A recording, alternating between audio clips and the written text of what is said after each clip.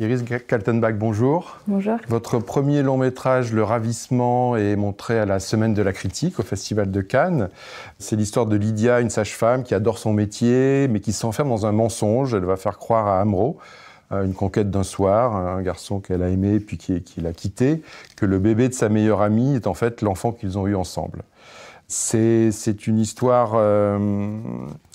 une histoire très forte et très belle. Le hasard joue un rôle très important dans votre film, ce qui contribue à le rendre très romanesque. Parce que c'est l'histoire d'une rencontre, puis d'une séparation, puis de retrouvailles, et enfin d'un mensonge aux conséquences dramatiques. Est-ce que vous pouvez nous expliquer comment est née cette histoire, cette idée, et la manière dont vous l'avez, on en parlera plus tard, de la mise en scène, mais décidé de l'écrire et de la filmer? Alors, je suis partie d'un fait divers qui racontait l'histoire de cette jeune femme qui s'enferme dans ce mensonge et qui, en fait, fait croire à un homme qu'elle est la mère de l'enfant de sa meilleure amie. Et en fait, ce fait divers m'avait beaucoup touchée parce qu'il me semblait soulever cette question de l'amitié entre ces deux femmes qui m'intéressait beaucoup. Et en même temps de la question du faux-semblant dans les relations de séduction et plus tard d'amour. Et en fait, effectivement, ce que vous dites sur le hasard est très juste, c'est que souvent au cinéma, on essaye d'éviter les hasards dans les scénarios. Je suis très partisane parfois d'assumer les hasards comme dans la vie parce que, déjà, il y a des cinémas qui l'utilisent beaucoup et que j'aime beaucoup. Je pense par exemple à un film comme Another Woman de Woody Allen ou comme au cinéma d'Hamaguchi où il y a beaucoup de hasards dans les rencontres amoureuses, etc. Et j'avais l'impression que ça reflète quelque chose de la vie, comme si dans les destins tragiques, il y avait souvent l'idée d'un hasard qui va précipiter un destin. Le titre est très beau parce qu'il est polysémique. Le ravissement, c'est à la fois, bien entendu, l'idée d'enlèvement, de kidnapping, mais c'est le ravissement, c'est aussi quasiment la forme d'extase, de plaisir ou de révélation que va vivre Lydia, puisque finalement, ce mensonge va avoir des conséquences dramatiques, mais va à un moment donné le révéler à elle-même. Ce qui me plaisait beaucoup, c'était effectivement la connotation aussi, l'idée de l'extase et l'idée cette idée d'être ravi à soi-même, c'est-à-dire à un moment dans une rencontre, quand tout d'un coup on ne sait plus très bien qui on est, ou en tout cas on est tenté pour plaire à l'autre, de se perdre un peu dans le regard de l'autre. Et pour moi, c'est un film qui parle aussi beaucoup de ça dans la rencontre avec Milos et qui, tout d'un coup, cette jeune femme, elle va avoir un regard qui est posé sur elle et qui est différent tout d'un coup parce qu'elle porte cet enfant dans les bras. Et je voulais beaucoup jouer avec ça et avec cette idée de l'image, en quelque sorte, de la maternité, de toute la mythologie qui l'entoure. Et voilà. Et du coup, la connotation presque religieuse du ravissement m'intéressait beaucoup. Il y a quelque chose que j'aime beaucoup dans le film aussi, c'est dans la manière dont vous racontez cette histoire. C'est l'histoire d'un vrai amour, mais qui va naître d'un mensonge, dans comment du faux peut jaillir le vrai, en tout cas le sincère. Et j'aimerais savoir pourquoi vous avez eu cette idée de faire du jeune homme le narrateur du film, finalement. Ça a été un vrai débat dans ma tête. En fait, dès le départ, je savais que je voulais qu'il y ait un narrateur ou une narratrice à cette histoire. Et je savais que je voulais pas que ce soit Lydia qui parle d'elle-même, parce que pour moi, en fait, ce personnage était un mystère. C'est-à-dire, dès le départ, quand je suis partie du fait divers, dont je me suis beaucoup éloignée en l'écrivant, il y avait vraiment ce questionnement sur qui est cette jeune femme. Et donc, j'avais envie que quelqu'un épouse au fond presque mon point de vue, c'est-à-dire l'idée d'un questionnement plus qu'apporter des réponses, en tout cas. Et en fait, ce qui m'intéressait dans le point de vue et dans le récit de Milos, c'est l'idée qu'il y a toujours dans ces histoires cette position assez ambiguë et assez compliquée de cet homme qui à la fois est dupé, en quelque sorte, et qui en même temps n'a rien vu. Et donc je voulais qu'il ait une double voix, c'est-à-dire qu'on puisse avec l'image suivre le présent de l'action, etc. Et en même temps que le personnage ait fait un chemin entre ce qu'on vit dans l'image et cette voix qui vient plus tard, où il s'interroge sur finalement quelle a été sa place réelle dans cette histoire et quelle a été presque au fond, sa complicité dans cette histoire, même si c'est une complicité inconsciente, voilà. Et ça, je trouvais que c'était très important pour ce personnage. Et finalement, ce double statut de victime et de complice m'intéressait beaucoup. Et c'est pour ça que je lui ai donné la parole comme narrateur. C'est vrai que quand on est dupé, comme vous dites, il y a une part inconsciente que pour pouvoir être dupé, il faut accepter de l'être. En tout cas, quand on ment à quelqu'un, il faut que l'autre accepte le mensonge, quoi. Tout à fait, exactement. Et même dans cette rencontre, pour moi, il y a vraiment, je reviens à cette idée du regard. C'est-à-dire qu'il y a un quiproquo, mais il y a aussi lui qui pose un regard sur elle et elle s'en empare. Et ça, c'était hyper important pour moi. Le film est beau aussi par la manière dont il explore le féminin. Le film, c'est une exploration du féminin, alors comme on l'a dit, de l'amitié féminine, qui est un sujet très, très important, mais qui est rarement traité au cinéma, ou ailleurs même, puisque c'est quand même l'histoire d'une femme qui va enlever l'enfant de sa meilleure amie, sans qu'on soit sur le registre de la jalousie ou de la rivalité. D'une part, vous ne stigmatisez pas cette jeune femme pour le crime qu'elle commet, le délit qu'elle commet, mais elle ne le fait pas contre son ami. Jamais. Non, même moi je dirais qu'elle le fait presque. Pour moi, c'est une jeune femme qui ne ferait jamais ça. C'est pas du tout le cas. Une inconnue. Voilà, elle ne ferait jamais ça à une inconnue. C'est presque un acte d'amour chez elle. Ouais. C'est-à-dire, il y a vraiment l'idée d'une passion amicale et qui se délite ou qui, en tout cas, l'arrivée de cet enfant vient provoquer quelque chose dans cette amitié.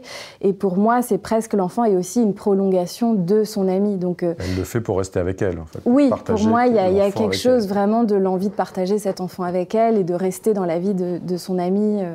Et ça, c'était très important pour moi que ça ne devienne pas une histoire justement de rivalité ou de jalousie comme on pourrait en avoir l'idée un peu cliché, quoi. Vous avez expliqué un petit peu d'où venait cette histoire. Je pense qu'elle vient aussi du fait, peut-être, que vos parents étaient psychanalystes et que vous avez fait des études de droit. Ouais. Donc, c'est tout à lié. Et pourtant, le film n'est jamais, je dirais, un film dossier, enfin un film à thèse. Il y a une forme cinématographique très, très particulière. On a parlé donc de ce flashback, de cette voix off. Comment est née la forme du film ? Je trouve que le film est très, très élégant, très romanesque, on l'a dit, mais même au niveau de la mise en scène, il y a un souci formel qui est assez remarquable. Ben merci. Je pense que mon plus grand souci dans la mise en scène, c'était vraiment comment partir du réel et en même temps toujours m'autoriser à aller vers une forme de romanesque. Et du coup, c'est passé par plein de choses. C'est passé par cette voix off, évidemment, qui aide ça. C'est passé par la façon de filmer, c'est-à-dire c'est un film qui est assez coloré, qui est assez où l'image, on a beaucoup cherché à travailler une matière dans l'image. On ne pouvait pas le filmer en pellicule parce qu'on n'avait pas les moyens, mais en tout cas, il y avait vraiment cette envie de presque parfois d'être un peu impressionniste dans l'image et en même temps d'avoir une précision documentaire sur certaines choses, notamment sur le métier de sage-femme de Lydia. Et donc, voilà, donc je pense que ce qui a vraiment guidé toute la mise en scène, c'était cette volonté de faire le pont entre romanesque et documentaire et réel, et que en fait, du coup, les décisions se prenaient par ce biais-là, et aussi par un biais on avait une équipe très légère, on avait des petits moyens, etc. Donc il fallait trouver comment fabriquer avec ces contraintes qui sont devenues, à mon avis, des forces, en fait. C'est vrai que ça commence documentaire, il y a même une scène d'accouchement, et puis c'est vrai que ça bascule progressivement dans le thriller, quasiment, parce que c'est l'histoire comment une femme ordinaire, sérieuse, équilibrée, va basculer dans la criminalité, en tout cas dans quelque chose à la limite de presque irrationnel, quoi, complètement fou. Ça a un peu fait penser à certains films de Truffaut. Je pense que c'est un genre d'histoire qui s'intéressait aux femmes un peu criminelles, enfin en tout cas dans les marges, ou qui basculent dans quelque chose d'interdit. C'est un film assez nocturne aussi. Il y a la nuit qui joue un rôle assez important et ça participe à ce côté très cinématographique aussi. Donc vous avez parlé de la photo. C'est vrai que la photo a une sensualité, un grain, enfin qui est assez remarquable. Alors le casting est formidable aussi. Les trois acteurs, Afzia Herzi, Nina Meurice, Alexis Manantis sont très bien parce qu'ils sont dans des registres aussi assez inhabituels. Enfin, on les a rarement vus comme ça.